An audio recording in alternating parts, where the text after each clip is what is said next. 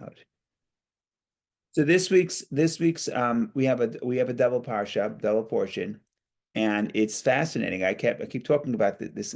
I keep talking about it the entire week because it's very interesting. You have two portions. One portion discusses Yom Kippur, like the laws of Yom Kippur and the service of Yom Kippur in the temple, and then the other portion, the second portion, is much more mundane mitzvot, like how to treat the poor, treat the convert, the convert, famous mitzvah, love your fellow as yourself, leave gifts of produce for the poor, a lot more how to keep proper measurements when you're doing business, a lot of day-to-day activities. And yet, what's surprising is that the name of the parsha, Kedoshim, be holy, because there's two parshas. So if I asked you, where would you think it more appropriate to use the name Kedoshim, be holy? I would imagine it should be Yom Kippur. When I think of the word holiness, I think of Yom Kippur. Yet, what happens here is the parsha that talks about daily life is referred to as holy. So this changes the model when you have to think about, from the perspective of Judaism, what is the true definition of holiness? And that's a general thing from the parsha, and specifically we're going to talk about it in relation to one of the mitzvot. But the classic interpretation of holy is, even if you go to the etymology of holy in Hebrew, holy would be distinct, separate, unique. And that's what the etymology of holiness is. It's actually interesting that in biblical Hebrew, the word kedusha, the word for holiness, is distinction, but it doesn't necessarily mean distinction in the positive sense. It can also mean distinction in the negative sense.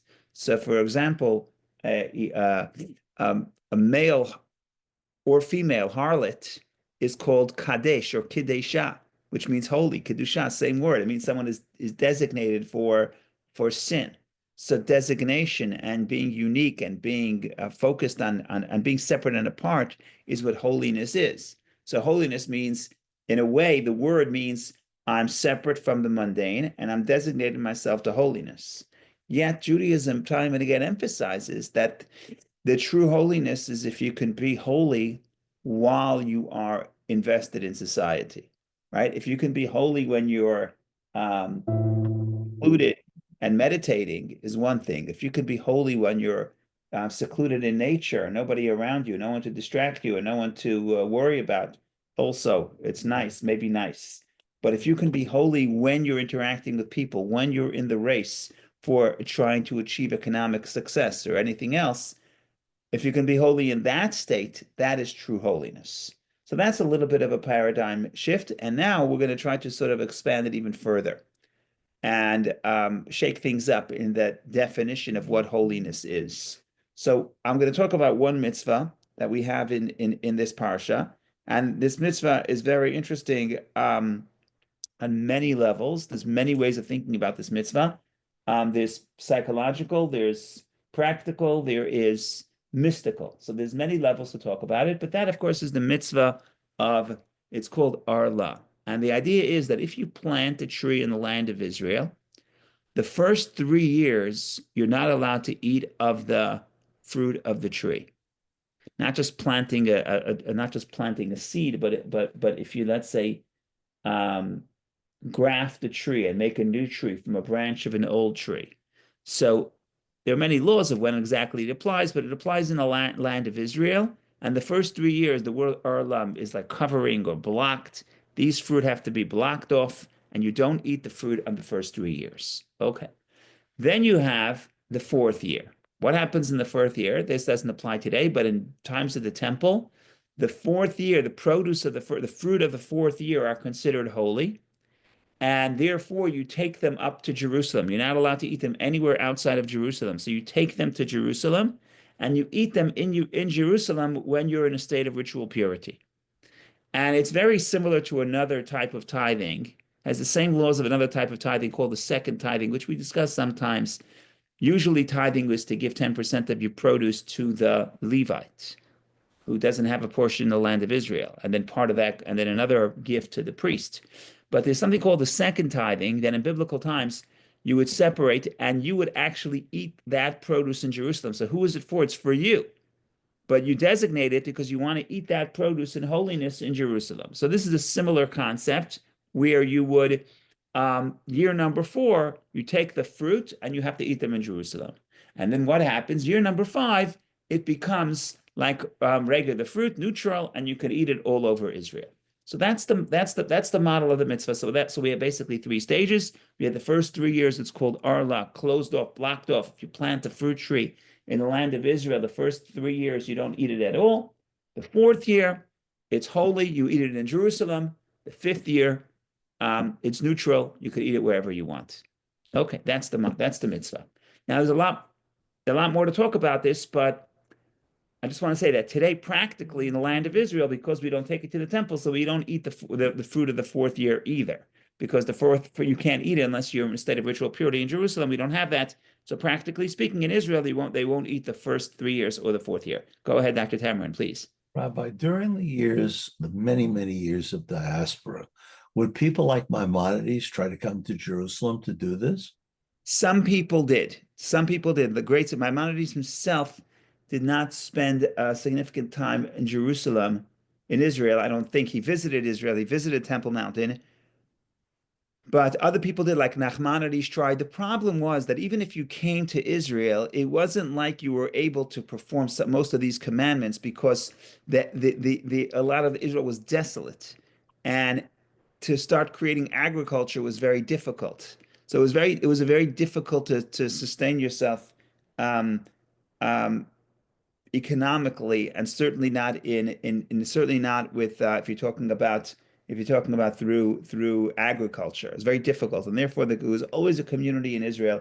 But for the most part, they were very poor, and they were dependent on, I mean, the last 1,000 years, and they were dependent on sort of charity from outside of Israel. And that's a separate, fascinating concept where the Torah alludes to it that Israel is not going to be hospitable to its invaders. In other words, the countries that take over, the kingdoms that take over Israel, like first Babylon and then Rome, and then the Crusaders, that they're not going to be able to be successful in the land. The land is always going to be desolate. And this was true all the way to the late 1800s, to the 1880s, when significant numbers of Jews started coming back to Israel. And miraculously, what the Torah says, Torah alludes to it, but Rashi and the Talmud stated explicitly that the land will be desolate until the Jews come back. And that we have seen in the last 150 years, which is absolutely fascinating. So the short answer is that people tried. There were sages who tried, but it was very difficult. Okay, let's talk a little bit. Let's just jump straight in and think about what is the purpose of the mitzvah? Why wait 3 years? What's the purpose of waiting 3 years? It's a very strange phenomenon because usually in most commandments, something is either kosher or not kosher. There's almost no model. The only other model, perhaps, and no, Passover is not even such a model. There's no such model that something that is prohibited and then becomes permitted. There is, for example, matzah on bread on Passover, but that's something else because we're saying the same loaf of bread, there's a period you can't eat it. Fine. Here it's different. Here, this tree, the first 3 years of the tree, what it produces, its produce is prohibited, and then the produce becomes permitted. What is happening here? Is it good or is it bad? It's a very simple question. If it's good, it should be good from the beginning. If it's bad, it should be bad forever. What's happening? So that's why it's a puzzling model for this mitzvah. So when things are puzzling, you have to look around and see where else do we see this model. So there's a fascinating medrash. Fascinating medrash says like this. This mitzvah goes all the way back to the first episode of the Torah, the story of the sin of the tree of knowledge, where God tells Adam and Eve, you could eat the fruit of any tree in the garden, but there's one tree that you should not eat of, and that is the tree of knowledge of good and evil. And we know the rest of the story. The rest of the story is they're tempted, they succumb. Okay, wonderful. But then there's a fascinating sub-story not everybody knows because it doesn't say so explicitly in the Torah, but the Talmud talks about it. The Talmud says, what's wrong with knowledge? What's wrong with the tree of knowledge? Why can't they have the tree of knowledge? So the Talmud says, it wasn't that they weren't supposed to have it. They were supposed to have it. If they would wait 3 hours, they would be able to eat the fruit of the tree of knowledge. And this ties into other discussions of what fruit was the fruit of the tree of knowledge. Some people say it was actually the vine, so it was grape. And if you think about this, by the biblical story, Adam and Eve were created Friday afternoon. So what do you do on Shabbat? On Shabbat, you celebrate, you sanctify the Shabbat with a cup of wine. They were created Saturday, Friday afternoon. So the Medrash says if Adam and Eve would just wait 3 hours in the prohibition, then 3 hours later they would be able to drink the fruit of the tree of knowledge, able to drink the vine in holiness for Shabbat, and all of history would be different. And the idea was not that they did something wrong, but they did something prematurely. That's what the Medrash says. So says the Medrash, if you look at that this mitzvah is the correction of the sin of Adam.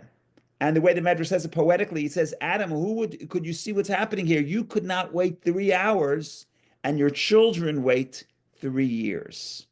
Okay, so that's fascinating. Right away, we have an indication that there's a deeper story taking place, and you want to really understand it, you have to think about the tree of knowledge. So this opens up avenues of interpretation. But so far, step number one, we got to build a building. Go ahead, Dr. Tamarin, please. Rabbi, this is the first time, maybe Vicky, maybe Ben has heard this before. I never heard before that if they waited 3 hours, they could have eaten the fruit. Is that well known? No, it's not well known, but it's in the Medrash. It's in the Medrash, and the Medrash says, and the Medrash. So in other words, you have to ask that question. It's such a general story. There's many ways of reading the story. In fact, I did a course on Chabad.org. I did one with Dr. Tamara. That was fun, about mental health and Kabbalah. But we also did one. I did one about the Tree of Knowledge, 4 weeks in the Tree of Knowledge. And there's so many ways to read the story. But every way you read the story, you really think about what's at the heart of the message. And this way, again, it's not well known. It's not the simple interpretation, but it's the Medrash's interpretation. And the issue is not about. It's not about doing something wrong. It's also about the timing. Sometimes things are right, but if you do it too soon, you mess it up. So my question to you is this: if that's the real message, which I never got before ever, then maybe the real message is, and here I'd like to hear the Talmudic, the Kabbalistic interpretation. Maybe the real message is the importance of patience and waiting. Yes. Yes, yes, yes. And I'm just going to elaborate and explain why that's so important. But yes, the short answer is yes. Now, I'm not going to say, you say the real story. In Judaism, there is no real story. There's multiple stories. There are many ways of interpreting the story, and they could be mutual, and they could be, and it's all they're all true. And I would say that the Torah is sometimes vague intentionally, because even though practically there's only one story, but there's the practical story that happened, and there's also the takeaway. And the Torah writes the story in a way that's intentionally vague to allow for multiple interpretations and multiple takeaways. So when I come here and I say this is an interpretation, I'm saying it's an interpretation. I'm not saying it's the interpretation, but it's certainly something that has to be explored. And it's not just a question. And when I come into contact with an experience or an object or an experience, it's not just about is this right or is it wrong? That's sometimes easier to answer. Sometimes the harder question to answer is even if it's right, even if it's positive, is now the right time? Maybe I have to wait. And that sometimes is more tricky for people and maybe just as important. Go ahead, Vicky, please. Thank you, Robert. My question was about Adam and Eve. Did they know about it, about the time? Because if they did, it could be delayed gratification issue. But even if they didn't, they still could have, you know, they could have researched it.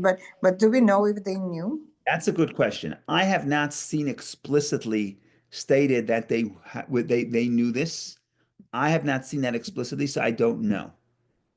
But again, I want to tie into this two separate stories. There's what is the story, what happened to them, and that's a very important story to explore, and that's an interesting story. And there's also the question of what is the takeaway for us?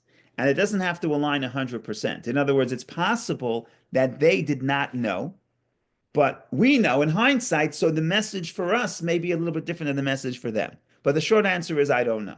I have not seen it stated clearly because remember, this is not the simple story. This is the story of the Medrash, and the Medrash sometimes speaks in a way that's more poetic and vague. So I have to go back and check. That's the truth. The short answer is it's also the Talmud. The Talmud talks about this also. I have to check. The short answer is I have to check. Why am I giving you the long answer? I have to give you the short answer. I don't remember seeing it explicitly, but the fact that I don't remember is not evidence, so I would have to check. But the short answer is I don't remember.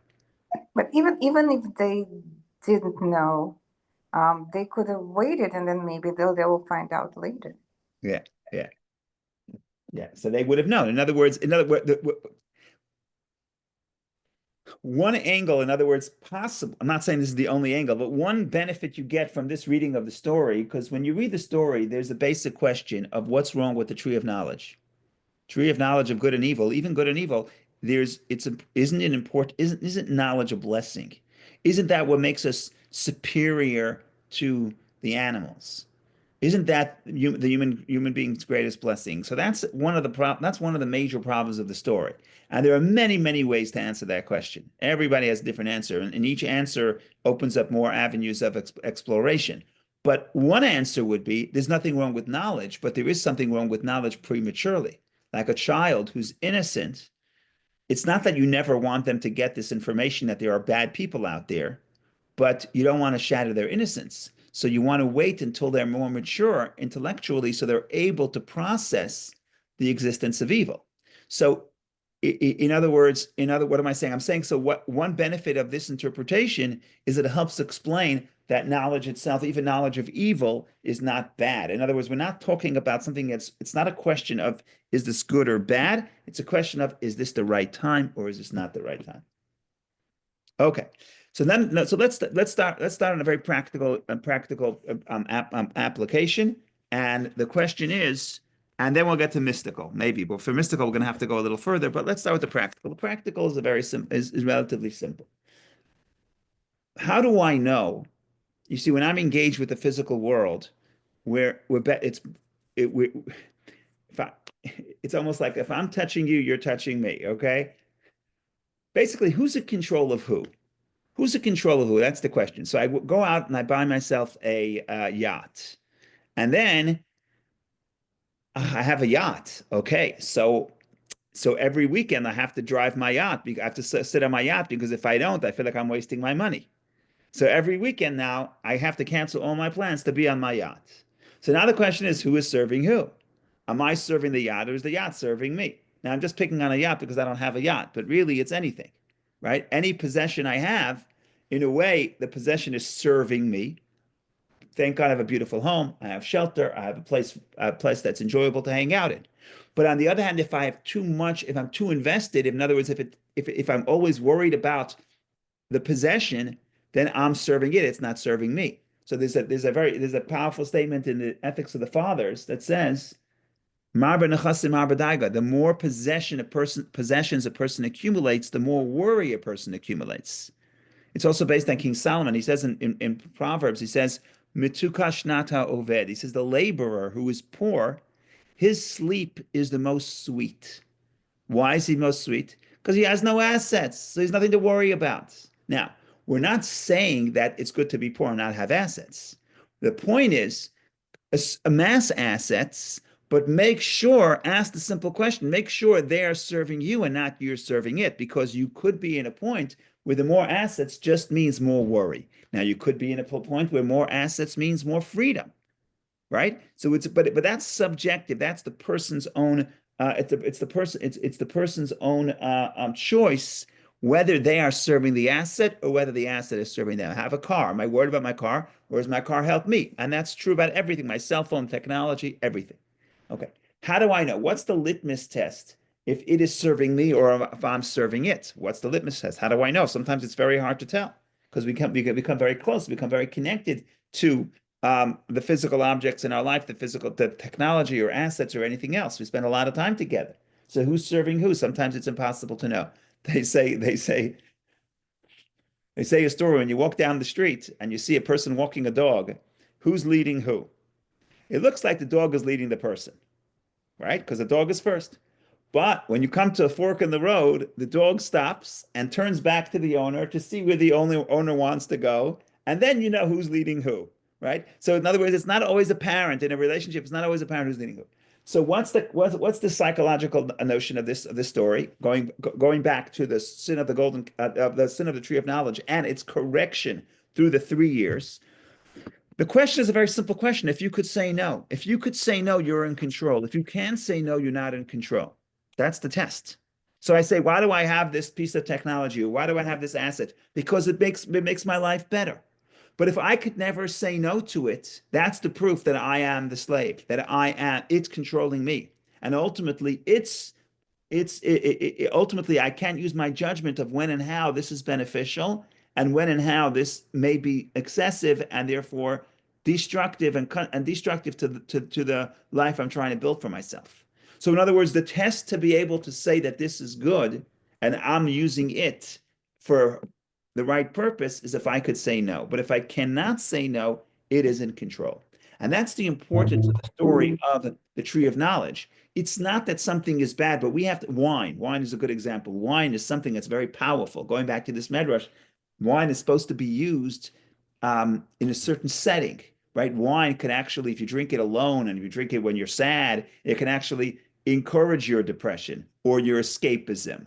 But if you drink wine together with other people in a proper social setting, and especially on Shabbat, where it's in a spiritual experience, then it could be an enhancer. So, in other words, it depends. Am I serving it or is it serving me? Depends on the circumstance and depends on if I could say I'm using it in a specific way in a specific time. Now, that's just a metaphor. Wine is just a metaphor, just a very powerful metaphor. And that's why, according to this interpretation, the fruit of the tree of knowledge, which, by the way, the Torah does not tell us what it is. People have a notion that it's an apple, but that doesn't come from Jewish sources. So the Talmud has like 7 interpretations of what it could possibly be, one of them being the vine. But the point here is, am I controlling it or is it controlling me? So when you come to Israel and you plant a tree, and that's a symbol for investing in agriculture, and it's a symbol for amassing assets. The question is it enhancing me or am I serving it? And the answer is if you could say no for 3 years, if you could say no for 3 years, or for 3 hours for that matter, then you are in control. If you're in control, it's going to help you, but it's not going to pull you down. So that is the first step, just the basic interpretation of this mitzvah before we even get to the more mystical and more Kabbalistic. What about if you can say no for indefinite period of time? It's also Then that means okay. then Also that's good, right? obvious that you're in control, right? The point is, what happens is sometimes, how do you know? I'm not an expert in this, but very often addicts say, if I wanted to, I could stop. I don't mean addicted to alcohol. I mean any addiction. If I wanted to, I could stop. That's usually the denial. But the question is, have you ever stopped? Have you ever stopped for a day? Have you ever stopped for a week? And usually the answer is no. So in other words, if you could delay for a long period of time, very good.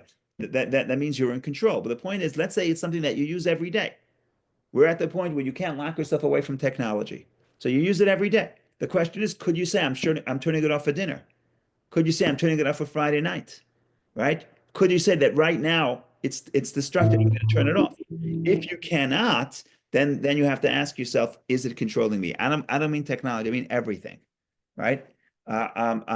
Whatever, any physical object. So you're saying if you don't need it, you don't need it. But I'm saying it's something that you do need. But the question is, are you using it on your terms or on its terms? And is it enhancing you or is it burdening you? Is it giving you more peace of mind or is it just creating more worry? And the answer is, could I delay? Could I say no? That means I'm control. In other words, you cannot say yes before you say no. If you can never say no, then you're not in control. So delay is a litmus test. You don't always have to delay, but if you're not sure, if this in fact is serving you, then say, could you put it away for a few days? And if you can't, then you have to really ask yourself, okay, maybe I have to reevaluate my relationship with this thing because I want to make sure that it is enhancing me and not that I'm being enslaved by it. Because remember, they're very smart people spending a lot of time and a lot of money trying to get you enslaved, right? There's a lot of smart people, a lot of smart algorithms trying to get you to keep your eyeballs where they want it. And if you want to live your own, and if you have your own ideas of how your life should be, you're up against a lot. So you have to be able to think about this and realize, am I serving it or is it serving me? Go ahead, doctor, please. Well, how do you see the juxtaposition, Rabbi, between habit and the word no? Because sometimes habits really serve us well. Yes. They're hard to change. Yeah. Yeah. So habits are very powerful because even we believe in free choice, but we know, especially today, we know the power of that discipline is it's not so simple to use. In other words, you could use it once or twice, but the more you use it, the harder it is to use it in some ways. Self-discipline. So the counter, in other words, it's much better to have positive habits, and then you don't have to fight on every step of the way. And the Torah talks about this creating positive habits. So negative habits are very powerful. And the best way to, even science, the social scientists are discovering this today, but Torah has been saying this for a while. The best way to battle a negative habit is not to try to fight yourself and try to just rely on your muscle of self-control, saying no. But the best way to say no is to say yes to something else. In other words, to create alternate habits that when I feel like I need this, I go do something else that is enjoyable, but is positive and is constructive and is a habit. And then when it's a habit, I don't have to fight for it. So that's an interesting point. One way to say no is to say yes to something else. So that's very important to explore, right? So that's why we don't say don't eat any fruit for 3 hours. God didn't say to Adam and Eve, don't eat anything for 3 hours. It was don't eat this fruit for 3 hours. For the next 3 hours, for those 3 hours, you could do something else. So create positive habits is in a way of saying no. But in other words, the no is the no is that the no is the test that I am in control and I am making sure that it is enhancing me, because the line between something enhancing me and me serving it is sometimes very difficult to see, because we're so close and we're so invested in what we do, in our career, in our pursuits, in our hobbies, that it's very hard to see who's controlling who. And one way is, what am I, what are how is this interacting with my other values, and how is this leading me to a more wholesome existence?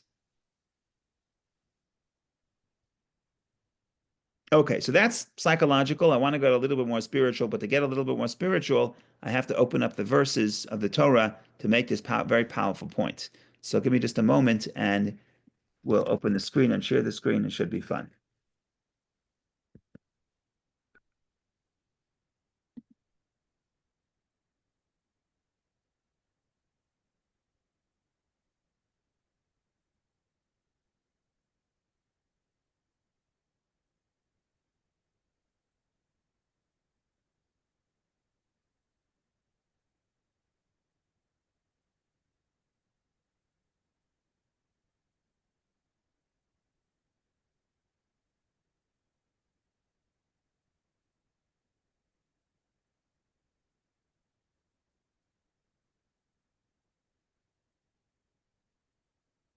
Okay, here we go. So we're gonna read it inside, but we're getting to, again, the pattern is 3 years. You're not, if you plant a new fruit in Jerusalem, in Israel, a new fruit tree, the first 3 years you don't eat the fruit. Fourth year it's holy and you take it to Jerusalem. The fifth year you may eat it. It's neutral. It's not holy, but it's not unholy. You can eat it all over Israel. There's no restrictions. There's no problem. So let's read it inside. When you the enter, so this is I don't know what chapter 19, verse 10. Verse 10? No. Yeah, no. 23. I just got confused. I moved the thing here. 6.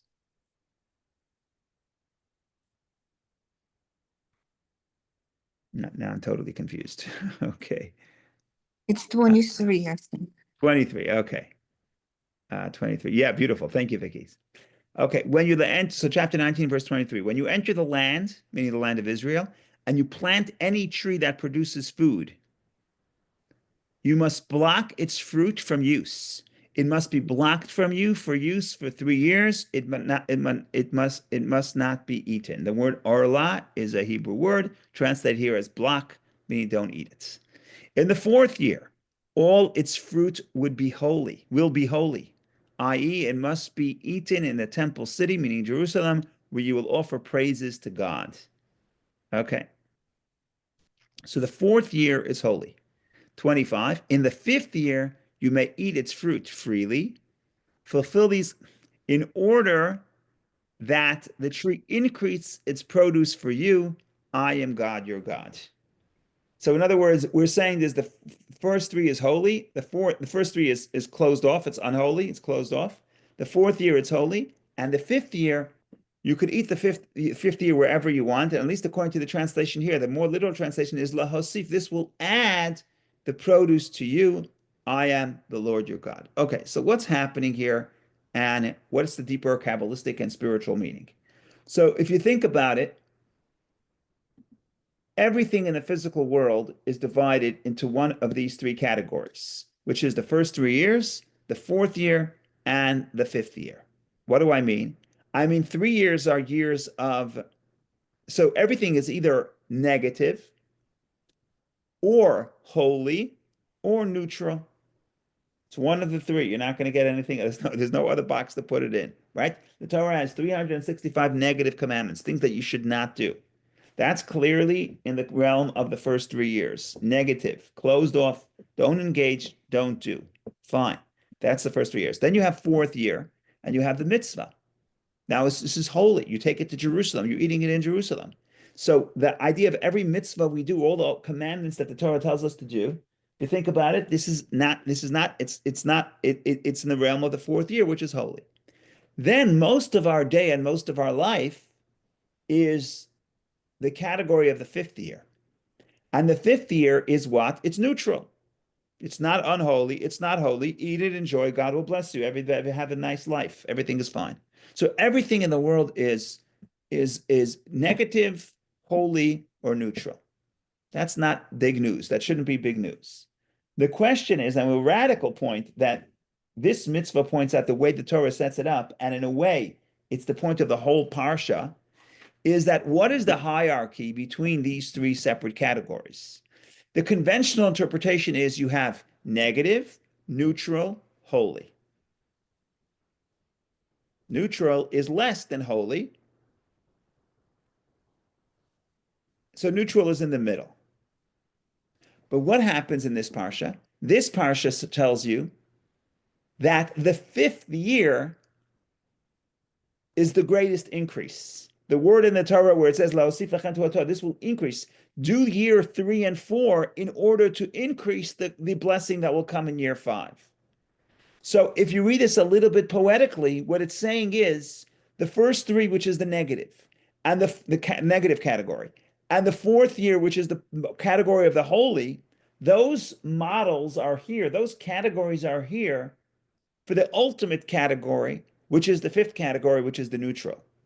Because the point of Judaism is how are you going to behave and how are you going to act in a neutral setting, in things that are not negative, but they're not holy, and are you going to use them in a positive way? So the big idea here is more holy than holy is neutral. More holy than holy is the mundane. Because the purpose of Judaism, and again, pointing out in connection to this parsha, this entire parsha is called holy, but it talks about mundane matters. It doesn't talk about the laws of Yom Kippur. It talks about the laws of business, the laws of interacting with other people. So the idea here is that how you're going to act in the neutral setting is ultimately what God wants of you. And this ties into the broader purpose, the question of what's the purpose of creation. If the purpose of creation is that we be holy, then we would be better off our souls remaining in heaven where it was just spiritual paradise. The purpose of creation is, could you come into a place that is mundane, that does not have innate and intrinsic holiness, but we bring the holiness to it. And that's what we do in year 5. And that's why, and now there's all kinds of models of how you think about the 4 years and the fifth year and the holiness. But ultimately, what we're saying is something interesting. And here comes another twist. In order to be able to sanctify the mundane, you have to be plugged into a far deeper place within holiness. So you have the fourth year, which is holy, and 4 is related to the holy number because the name of God has 4 letters, Yud Hey Vav Hey, so 4 letters. So 4 is the model of is the conventional level of holiness. And then we say, if you want to be connected to holiness when you're in a space that's mundane, you have to go deeper than the four letters of God's name. You have to go to God's essence, because God's essence could be reached everywhere, because it's not defined in certain ways. Holiness has certain definitions. This is how you relate to the holiness. You have to go to Israel, you have to go to Jerusalem, you have to fast on Yom Kippur. So holiness is a certain definition of the presence of God. But the essence of God can be found everywhere. So ironically, the farther you go from the holiness, we're not talking about going to negativity, that's a separate story. But the farthest you go from holiness and you go to the mundane, a place that has no intrinsic holiness, that is where you're getting to the essence. And that is where ultimately the categories of unholy and holy are here to facilitate the possibility of being in the realm of the mundane, of the neutral, and sanctifying the neutral, because ultimately that's the highest purpose. Go ahead, Dr. Tamarin, please. Rabbi, is that why the Rebbe suggested that Chabad go all over the world, and why we have 3,500 Chabads instead of all the people who are Orthodox sticking to Brooklyn, where everybody's already holy? Right. Yes. So that's taking it to the next level. Yeah. So even within somebody who's living in Orthodox or holy or Orthodox lifestyle, there's still the moments of a day that you're studying Torah and the moments of a day that you're eating or doing business or whatever. But so it's true for everybody. But on a lifestyle choice, what you're saying is 100% true. You could create a spiritual haven, and that's holy. No, But but I'm going one step further, Rabbi. I'm saying, is this what you're saying? Part of what was in the yes, Rebbe's mind when he says we're going to set up Chabads all over the world, in Kiev, we're going to be in Venice, wherever we go in the world, there's a Chabad. Was yes. this the essence of what was in his mind when he said we're going to bring Chabad all over the world? Because a deep rooted deeply in Chabad theology, going back to the first Chabad Rebbe in the Tanya, 7 generations ago, rooted deeply is the medrash that the purpose of creation is to bring God to the mundane space. That's why God created the world. So that has many ramifications, and one of them is that there's no place too far and there's no place too distant to sanctify. So yes, if that wasn't an important step in the Chabad theology, you wouldn't get what we have today, which is um, Chabad's mission to bring holiness to every place in the world, every corner of the world. So that's I agree with that observation 100%. Go ahead, Vicky, please. Oh, thank you, Rabbi. It's beautiful ideas. Thank you so much. And I think the order, I mean, what always um, fascinated me, the order of those mitzvot, if they matter or not. But here Here it's it very, matters. yeah, Yes. it's very clear that there are steps. And Yeah. the first step is self-discipline. So you Yeah. cannot even be holy if Yes. you don't have that self-discipline. And only then you can be holy. And only the third step will be to bring holiness to the world. And you I can't think it's sanctify the also mundane, Vicky. You can't sanctify the mundane until you tap into holiness, right, right? You can't get to right, five before you go to four, and you can't be holy until you have self control. Very good, excellent, right. excellent. And then that's also in the foundation of Chabad philosophy. I think that the Yeah, way yeah. Because you look at the Tanya, a lot of the Tanya, in a way, it has a harsh tone. It advocates for a very powerful degree of self-discipline, 100%. and also the other thing that thought provoking is the order of all the mitzvot in the parsha. Like, for example, the very first one is fear your mother and father. So why is it the first one, and how does it tie into the sin of the to Yeah. the knowledge? Because they obviously didn't they didn't fear the Father in heaven, right? Right. So there's all this, yeah, we have to explore all of this. I'm not going to tell you that right now, sitting here on Friday afternoon, Friday morning, I could tell you the exact order. A lot of people think about the order and they say that it's related to the Ten Commandments. Why in this order specifically is another question. But just to address this for one moment, why do we have to? The honoring of the parents is a very interesting mitzvah, because if you look at the Ten Commandments, there's basically two tablets. And the first tablet is basically all mitzvot between man and God. Um, Believe in one God, don't serve idols, don't say God's name in vain, honor the Shabbat. So essentially, it's the mitzvah between man and God. And then you have the social mitzvah, the mitzvah between people, and that's in the second tablet. Now, the question, the only anomaly, the only thing that sort of breaks the pattern is mitzvah to honor parents, which is in the column of honoring God. It's the fifth commandment. So it's in the first, so it's in the first, it's the fifth commandment. So it's in the first column. So why is the mitzvah of honoring parents related to the mitzvah of honoring of between God? I would think if it's a mitzvah between people. So there are different ways of formulating the answer, but essentially what the whole answer is, parents are partners with God in your creation, right? The Talmud says there are three partners in creation. There's father, mother, and God. So in that sense, not that your parents are God, but your parents are become the conduit to the divine power to create.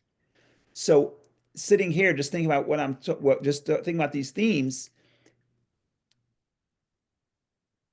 the way you honor God in human terms is honoring your parents. In other words, this parsha is basically a practical application of the lofty principles of holiness. I honor God. Okay, you honor God. A practical way of showing that, do you honor your parents? Because when you're honoring your parents, you're not honoring your parents. You're honoring the power to create, the divine power to create that God bestowed upon them. So to me, it's actually a nice place to start because it sets the tone for the practical application of the lofty ideas. Yeah, Rabbi, and I think the order of all of them, if you think about it, it also gonna help to come up with the very practical. Definitely, order is always significant. The only thing is, I'm not saying that I know the order. In other words, I'm not sure I've cracked the code, but there's definitely significance. No question about that. Thank you very much. Thank you. Have a wonderful Shabbos. Thank you for joining. Thank you, Ben. Have a wonderful day. Thank you.